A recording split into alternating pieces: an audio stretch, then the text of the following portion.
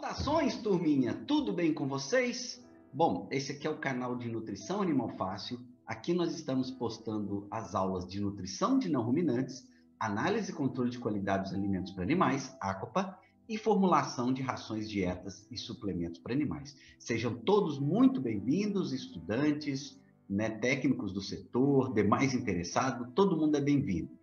Hoje é a segunda parte da aula de vitaminas e minerais, estrutura, funções e metabolismo de vitaminas e minerais. Hoje a gente fala, então, sobre minerais, ok? Nós vamos falar de macro, de micro minerais, os mais importantes, lembrando que o nosso foco aqui é a suplementação disso na ração. Bom, então nós vamos começar compartilhando aqui a nossa tela. Pessoal, então vamos começar aí o metabolismo dos minerais. Essa aqui é a segunda parte, tá, dessa aula. Se você não viu a primeira parte, que a gente fala de vitaminas, tá? Corre lá, aqui nesse canal você encontra aí essa videoaula, ok? Então a gente vai começar falando das funções básicas. Bom, todos nós sabemos que os minerais são extremamente importantes para os animais, né? Mas por quê? Bom, toda ração que nós vamos fazer, todo alimento completo, nós vamos equilibrar os macrominerais e garantir o fornecimento dos microminerais, conforme a gente vai discutir com vocês, ok? Nós não podemos esquecer, como primeira função aí, ó, que os minerais fazem parte da estrutura do organismo vivo, principalmente da matriz óssea. Ok? Então, estruturalmente, os minerais são necessários para a formação do nosso corpo. 1% do nosso corpo, por exemplo, é cálcio. Então, esse cálcio é necessário para a formação do esqueleto, dentre outras funções, né? Bom, mas nós não podemos esquecer também que os próprios minerais participam de várias reações. Eles participam juntamente com as enzimas, né? Para que algumas reações do corpo aconteçam. Ok? Bom, além disso, os minerais também estão relacionados com equilíbrios de fluido, né? A célula tem uma pressão osmótica interna e para manutenção dessa pressão, né, a quantidade de minerais ali dentro e fora da célula é muito importante, né? Além disso, o próprio equilíbrio ácido-básico mineral impacta diretamente nesse equilíbrio, dentre outras várias funções que nós temos aqui para os macro e microminerais. São tantas funções que a gente vai falar rapidamente de cada um e destacar aquilo que a gente acredita ser o mais importante, ok? Então vamos começar aqui. Nós devemos inicialmente fazer uma classificação dos minerais, né? A gente vai dividir em macro e micro minerais e o critério de classificação que nós vamos adotar é justamente a quantidade necessária para o organismo animal. Bom, os macrominerais são necessários em quantidades consideráveis, né? Normalmente, para vocês terem ideia, a concentração ou a necessidade nutricional desse mineral vem em porcentagem ou gramas por quilo, né? Hoje em dia é mais comum no mercado utilizar gramas por quilo. Hoje os animais têm um potencial genético muito elevado, ok? E é claro que se tem um potencial de genético elevado, a carga de aminoácidos, a carga de vitamina, a carga de minerais, nutrientes como um todo, também vai ser elevada. Então é claro que isso acompanha a necessidade nutricional dos animais. Mas nós sabemos também que conforme as rações tradicionalmente formuladas por nós, que levam muito farelo de trigo, muito farelo de soja e outros subprodutos, tá? A absorção desses minerais vai ser muito prejudicada, ok? Ou seja, tem mineral que vai ser, em média, aí, 10% absorvido, 15%, 20%. Em linhas gerais, tá? A absorção é muito baixa, principalmente de alguns microminerais. Então, é claro que isso, né, favorece a ideia de suplementar uma quantidade maior na ração, justamente para não faltar. Nós não podemos esquecer também que a própria interação entre esses minerais pode favorecer a absorção de alguns e desfavorecer a absorção de outros. Ou seja, quando você tem excesso de um mineral, pode ser que esse excesso prejudique a absorção. Isso acontece, por exemplo, é muito comum quando tem cálcio demais. Nós não podemos esquecer que cálcio é um nutriente muito barato e muita ração de mercado tem cálcio demais. o que corrobora para menor absorção de alguns minerais importantíssimos, como o zinco, por exemplo, ok? Bom, vamos começar então agora falando de cada um de maneira bem específica. Vamos começar falando daquele que eu considero ser um dos mais importantes, que é o cálcio. Ele participa da formação da matriz óssea, contração muscular, formação de produtos como leite, como a casca dos ovos, ok? Bom, para a grande maioria dos animais, a necessidade de cálcio vai estar aí por volta de 0,8, 0,9 e 1%. Isso aí depende. O estado fisiológico do animal impacta diretamente na necessidade do cálcio, onde normalmente animais em lactação, como porcas em lactação, coelhas em lactação, têm uma necessidade mais elevada, é óbvio. Agora, algo que impacta muito forte na necessidade de cálcio para os animais é justamente a formação do ovo em galinhas poedeiras. Tá? A gente sabe que o carbonato de cálcio que está presente lá na casca do ovo, ele tem uma elevada quantidade de cálcio, e é claro, né, que a poedeira vai ter que ingerir uma quantidade muito grande de cálcio diretamente na ração, ok? Então, acaba que a necessidade de cálcio para esses animais é muito elevada, tá? Aqui, para se ter ideia, quando a gente está trabalhando com aves de reposição, as necessidades de cálcio aqui embaixo, elas vão aumentando com o avançar da idade e chegam na fase de pré-postura com 1,4%. Ou seja, além do consumo do animal ser maior, a quantidade de cálcio em porcentagem também é maior. Ok? Então o animal consegue comer mais cálcio por dia. Lembrando que na fase de postura, ok? Conforme algumas recomendações de Rostanho, 4,3% da ração. Ou seja, é muito cálcio, gente. Tá? Isso aí vai dar mais ou menos uns 9 a 10% da fonte de cálcio, que é o calcário. Ok? Bom, a principal fonte, então, nós temos calcário calcítico, ok? Não confundir, porque existem outras denominações de cálcio com outras concentrações de magnésio. Nós trabalhamos aqui para galinhas com calcário calcítico, ok? Ele é um pó cinza obtido a partir da moagem de rochas e é muito barato, tá? Muitas vezes o próprio frete fica mais caro do que o próprio calcário. Pessoal, só tem um detalhe aqui em relação ao cálcio. Veja bem, olha só.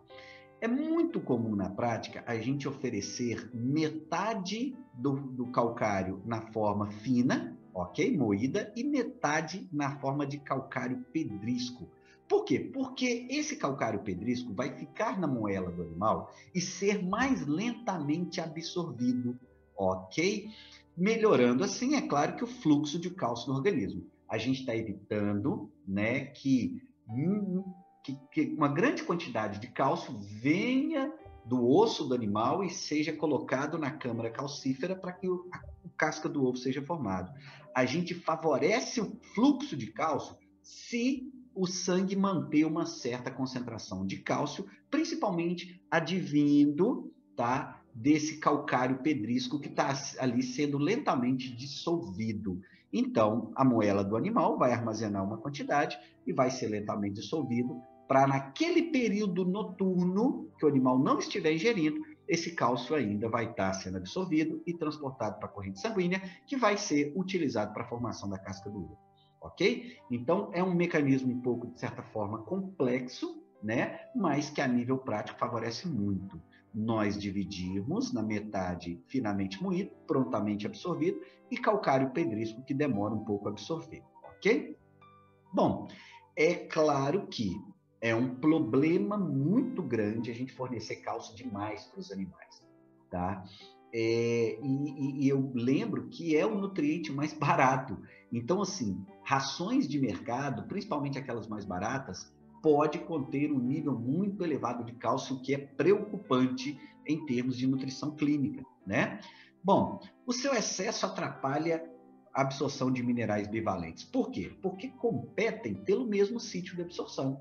Né? É como se a célula fosse buscando os minerais bivalentes, e se tiver cálcio demais, esse cálcio vai ocupar aquele lugar, aquele sítio de absorção daquela célula.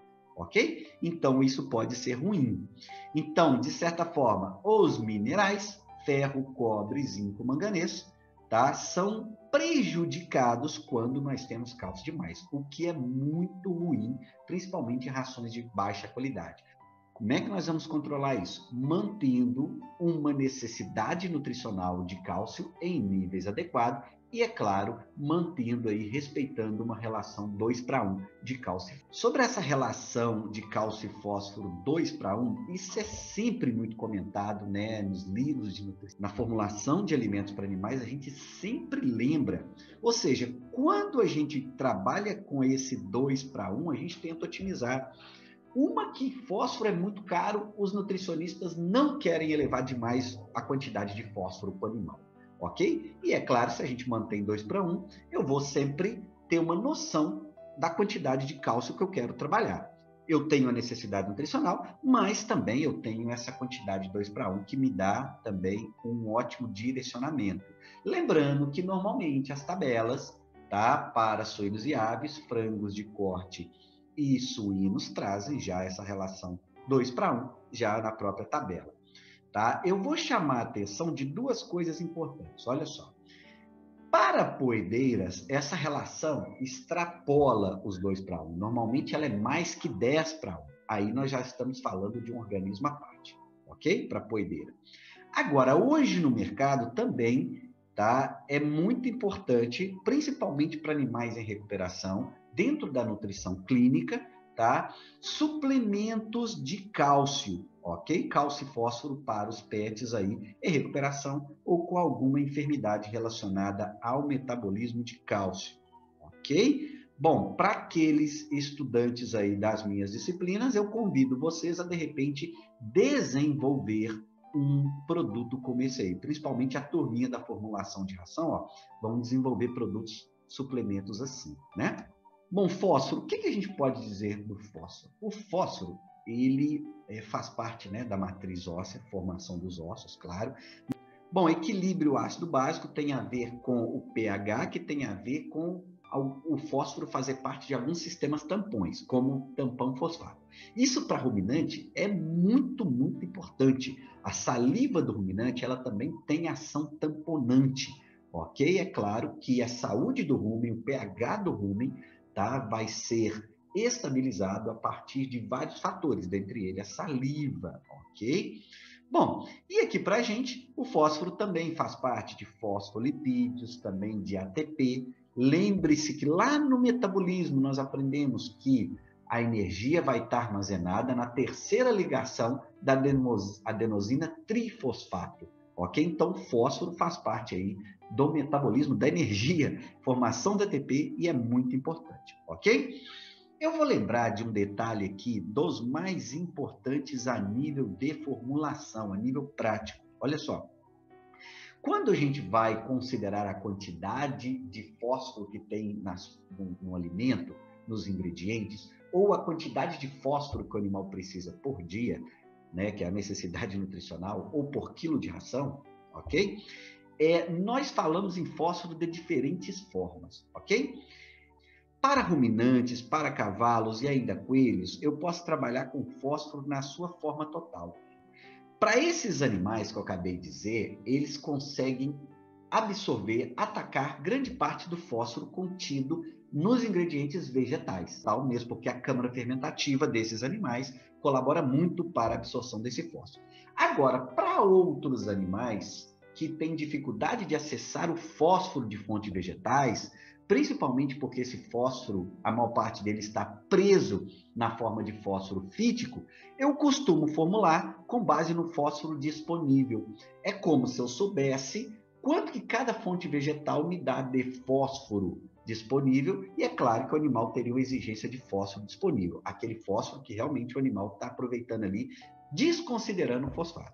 Agora, Rostanho 2017 traz uma possibilidade de equilibrar fósforo de uma maneira até mais interessante, que é o fósforo digestível, que considera a digestibilidade do fósforo, ok? Então, você pode utilizar essas três formas dependendo da espécie, tá? Eu vou formular, por exemplo, uma dieta completa para cavalo, para ruminantes, eu posso trabalhar na forma total. Eu vou formular uma ração, um alimento completo para coelho, eu também posso trabalhar total. Agora, se eu vou para suínos, para aves, para peixes, eu vou trabalhar com conceitos de fósforo disponível, ok? Lembrando que normalmente, é claro que a tabela traz esses valores, mas normalmente o fósforo disponível é 1/3 do fósforo total. Então, se o alimento tem, por exemplo, 0,9% de fósforo total, normalmente ele tem aí por volta de 0,30, ok? Por cento de fósforo disponível. Agora, o que não acontece para fontes animais e minerais, onde normalmente o fósforo disponível é o fósforo total. Farinha de carne e ossos, por exemplo, a gente considera 100% de disponibilidade, mesmo porque ela não tem fósforo preso na forma fítica, por não se tratar de um alimento vegetal, ok? Isso é muito importante, pessoal, e a gente vai falar mais disso, mais de fitato, quando a gente for falar de fitase, ok? Isso é muito importante a nível de formulação. Bom, aqui uma tabela sobre fontes de fósforo, fontes minerais de fósforo, nós temos várias, Rostanho apresenta várias aí para a gente, e nós temos o fósforo na sua forma total, o fósforo disponível, ok? Que normalmente aqui é igual ao fósforo total, ok? De fontes minerais, ok? Vai ser igual em fontes minerais e também em fontes animais, mas fontes vegetais vai ser 1/3 normalmente, ok? Agora, essas tabelas mais novas, como essa aqui, já traz também a digestibilidade para aves e suínos, ok? Onde nós trabalhamos com nutrição de precisão. Lembre-se, suínos e aves, a nutrição de precisão, ok? Pessoal, continuando aí, nós temos sódio, potássio e cloro, que a gente vai tratar aqui, tá, com o mesmo foco. Eles fazem parte aí da pressão osmótica, equilíbrio ácido-base, ok? Transporte de nutrientes, contração muscular. Não se esqueça que para a própria transmissão do impulso nervoso, o sódio é muito importante para a absorção de alguns nutrientes de forma ativa, né? A bomba de sódio e potássio, isso é muito importante. O cloro também tem uma função muito importante a nível de estômago, né? Formação do ácido clorídrico, que é muito importante para acidificar, ok? Ativar algumas enzimas, dentre outras funções. Bom, para os animais, a gente vai suplementar normalmente o sódio e o cloro através do cloreto de sódio, que é a nossa fonte mais barata que nós temos, ok? Normalmente, os alimentos que a gente utiliza não têm quantidade suficiente de sódio e cloro, então vai ser muito comum a gente trabalhar com o sal para esses animais, ok? Agora, potássio está sobrando normalmente nas rações, então não é comum a gente suplementar potássio para não ruminantes, ok? Normalmente também, quando a gente trabalha aí na formulação, colocando cloreto de sódio, 0,3 a 0,5% é suficiente para garantir um fornecimento correto de sódio e cloro, ok?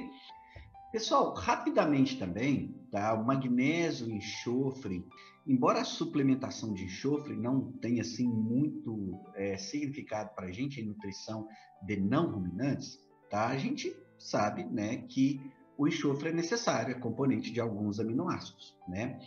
Além disso, né, considerando aqui o magnésio, ele faz parte do tecido ósseo, algumas reações do corpo são também importantes, tá? Mas normalmente eles estão sobrando aí, a gente não preocupa tanto com esses minerais aqui.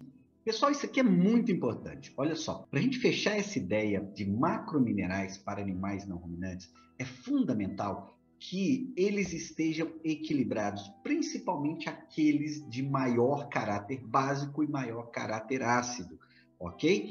Então, dentro disso aí, ganha destaque, tá, um conceito chamado de DCA, que é a diferença cátion-aniônica. Esse conceito vai ser muito importante também para dietas de ruminantes, ok? Não só aqui, dieta de ruminantes também tem um foco muito importante em DCA, ok?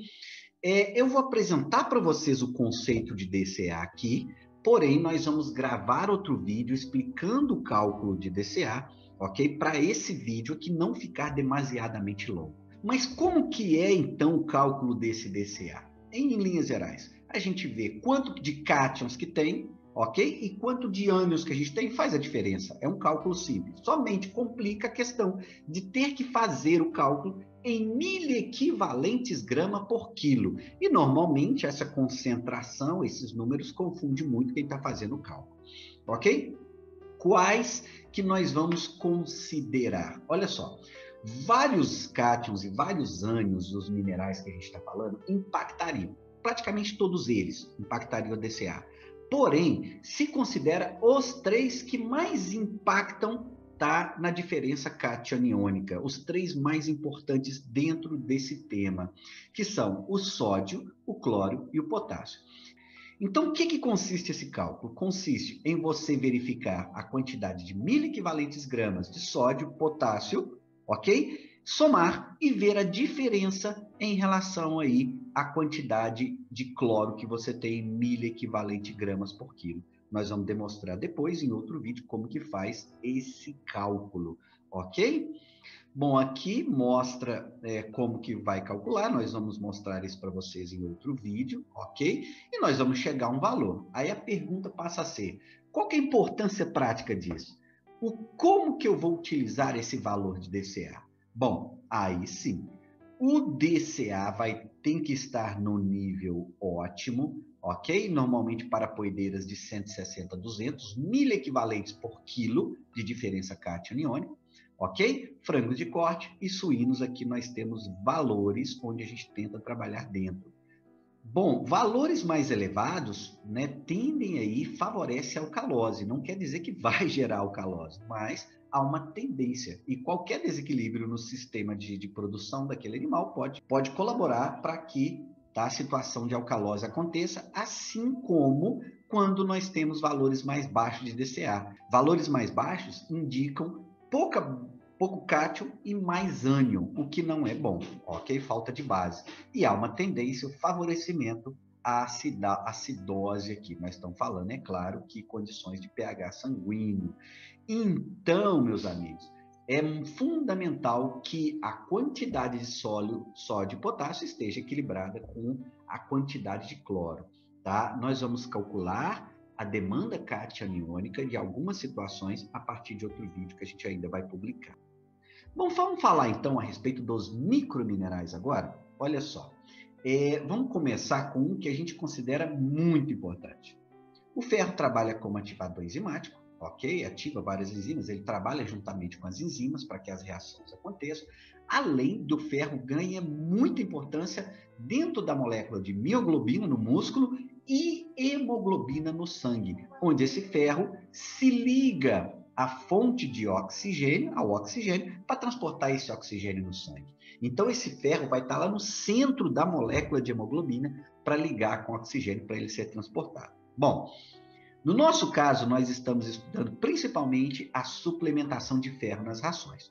E nós vamos nos atentar aqui para a forma solúvel do ferro, ou seja, a forma solúvel é a forma de ferro mais 2, ou seja, ferro ferroso, sulfato ferroso, carbonato ferroso, por exemplo. Existe também a forma férrica, que é a forma insolúvel, ok? E essa a gente tende a não utilizar, tá ok? A gente usa mais as formas de alta solubilidade no trato gastrointestinal. Então aqui, por exemplo, nós temos algumas formas, ok? Carbonato de ferro, sulfato ferroso monohidratado e sulfato de ferro ou ferroso heptaidratado. Tá vendo esse 7 aqui? 7H2O, por isso heptaidratado.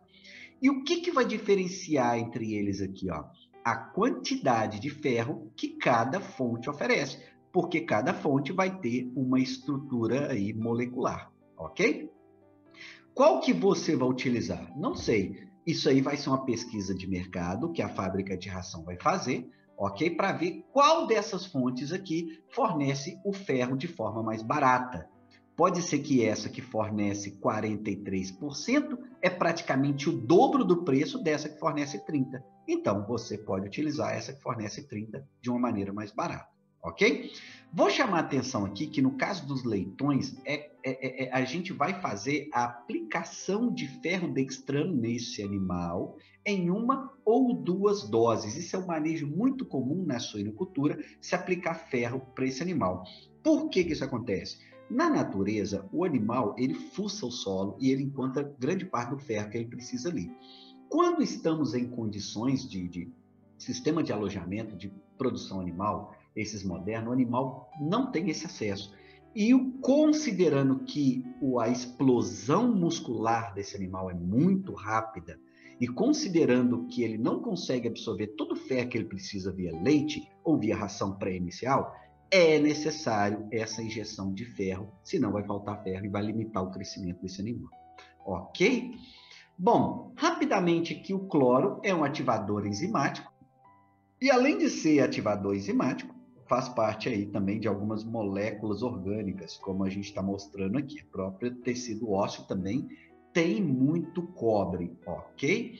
Bom, nós vamos formular aqui, nós vamos utilizar a suplementação de cobre a partir de algumas fontes comerciais também.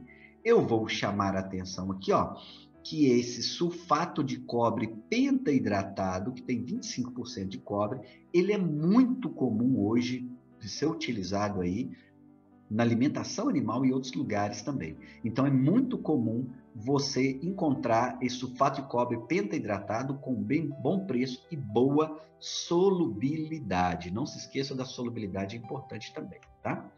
Bom, manganês é um ativador enzimático necessário para a reprodução, sistema nervoso central, além de fazer parte também da matriz óssea. Como nós suplementamos manganês aos animais? Através dessas fontes aqui. Gente, aquele que vai fabricar a ração já vai comprar o suplemento vitamínico mineral que contém uma dessas fontes aqui, ok? A maior parte das fábricas de ração não vai pegar a fonte de manganês e vai adicionar na dieta. Não vai fazer isso. Ela vai pegar um suplemento vitamínico mineral já pronto com várias fontes desses minerais que eu estou falando para vocês, principalmente microminerais. Então, vai conter os microminerais. A fábrica colocando esse suplemento, esse premix, já vai conter todas essas fontes.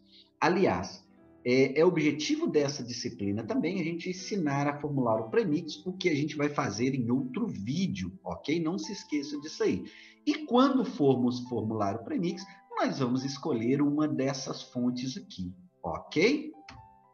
Bom, o zinco, gente, é muito importante. O zinco, até mesmo para humanos, tem ganhado notoriedade, tá? Muita gente tem falado da nutrição a partir do zinco, tá? Da importância do zinco. Vários suplementos aí que a gente vê em farmácia à base de zinco, tá? Ele participa como ativador enzimático, ele trabalha juntamente com a enzima, multiplicação celular, e a absorção pode ser prejudicada pelo excesso de cálcio e pelos fitatos.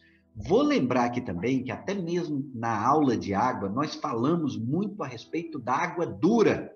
O que é essa água dura? É uma água riquíssima em minerais bivalentes, principalmente cálcio e magnésio. Quando essa água é dura, né, tem muito desses minerais, outros minerais são prejudicados, ok? Então, assim, o excesso de cálcio pode não vir somente da ração. O excesso de cálcio pode vir também da água dura, não se esqueça. E a água dura prejudica a absorção de zinco, dentre outros minerais, que proporciona, isso tudo culmina com a queda no desempenho dos animais, ok? Aqui algumas fontes de zinco importantes, e aqui a porcentagem. Nós vamos escolher uma fonte de boa solubilidade e que seja barata, ok? Bom, selênio é um mineral que normalmente vem em baixíssimas necessidades nutricionais, mas muito pouco mesmo, ok? E é claro que a sua suplementação será muito importante mesmo tendo baixas necessidades, tá? O fato é que os alimentos tradicionalmente utilizados na formulação contêm quantidades muito baixas, desprezíveis de selênio, então é necessário a suplementação, tá? O selênio é muito interessante que ele participa do mecanismo de antioxidação do corpo. Então, para humanos, o selênio tem sido muito pesquisado, ok? Ele faz parte, né, do processo aí de proteção do corpo, juntamente com outras vitaminas, num processo cinético, ele participa como ativador da enzima glutationa peroxidase, que vai estar ali tirando alguns peróxidos oxigênios de dentro da célula, ou eliminando isso de alguma maneira. É o famoso radical livre que tem que ser eliminado. Então, selênio é muito importante para isso, ok? Bom, quais fontes que nós vamos utilizar? uma fonte barata, de boa solubilidade. A gente indica aqui o selenito de sódio, ok? Esse de 45% aqui de selênio. Bom, nós temos o iodo foi muito pesquisado, principalmente para humanos, porque tem uma doença muito relacionada, que é o bócio endêmico.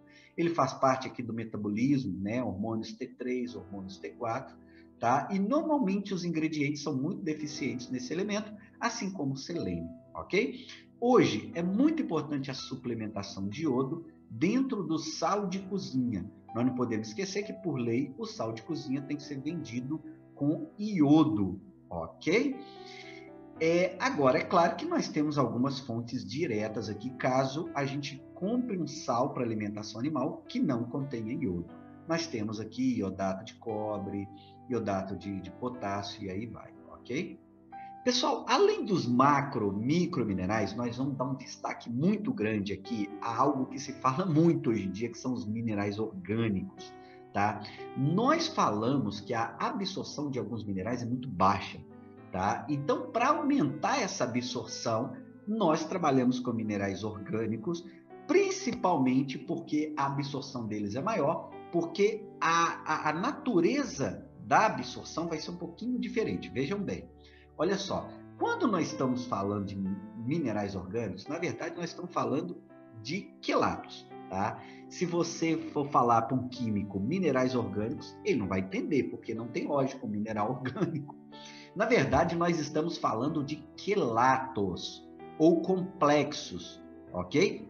O que são quelatos e complexos? São estruturas que têm uma parte inorgânica, como o metal aqui, que vocês estão vendo no centro, ok? E de fora aqui, uma parte inorgânica. Nesse caso aqui, ó, é um mineral ligado a um aminoácido, a uma coisa boa. Olha só, quando a gente está fornecendo um mineral orgânico, a gente está fornecendo, além do mineral, uma parte orgânica, que pode ser um aminoácido. Então, quer dizer que a mecânica de absorção pode ser diferente. Ele vai ser absorvido como aminoácido e vai competir menos pelo sítio de absorção de minerais. Isso pode ser o ponto-chave para garantir uma elevada absorção de minerais estratégicos, como selênio, como zinco, como ferro, dentre outros, ok?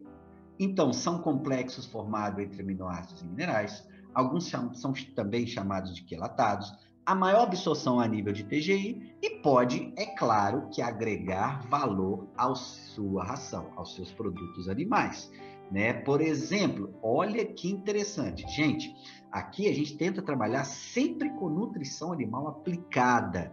Olha isso sendo aplicado em termos de nutrição animal. Olha que ovo enriquecido com selênio, além de vitamina E. Olha que legal. Ovo orgânico caipira. E vejam bem, tá? Aqui, ó, vocês podem ver o selo de bem-estar animal. Gente, quanto valor está agregado nessa dúzia de ovos? É claro que nós aqui estamos falando de agregar valor, de um produto diferenciado que tem um maior valor de mercado, ok? Quanto que não vale uma dúzia de ovo dessa? Se uma dúzia de ovos comuns, tradicionais, hoje por volta de R$6, aí na época da quaresma, uma dúzia de ovos dessa chega próximo a R$20, ok? Então, é uma das formas de agregar valor. Agora, é claro que isso tem uma proposta de marketing muito forte, a questão dos minerais orgânicos, ok?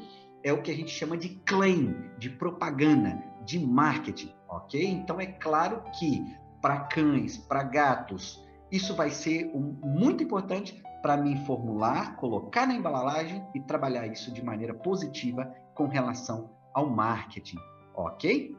Nós estamos falando aqui de algo que vai elevar os custos da sua alimentação, ok? Algo que, por exemplo, pode ser interessante para animais de companhia, onde a ração tem um elevado valor agregado, mas para suínos e aves pode não valer a pena. Pessoal, então essa aí foi a aula de minerais, onde nós falamos dos macro, micro e minerais orgânicos, ok? Vamos chamar a atenção que os cálculos envolvendo esses minerais a gente vai propor em outra aula, ok? Nós vamos calcular o premix, é o nosso objetivo aqui ensinar a formulação de premix, além de ensinar a calcular também a demanda cationiônica, ok? Então, até mais, muito obrigado a todo mundo.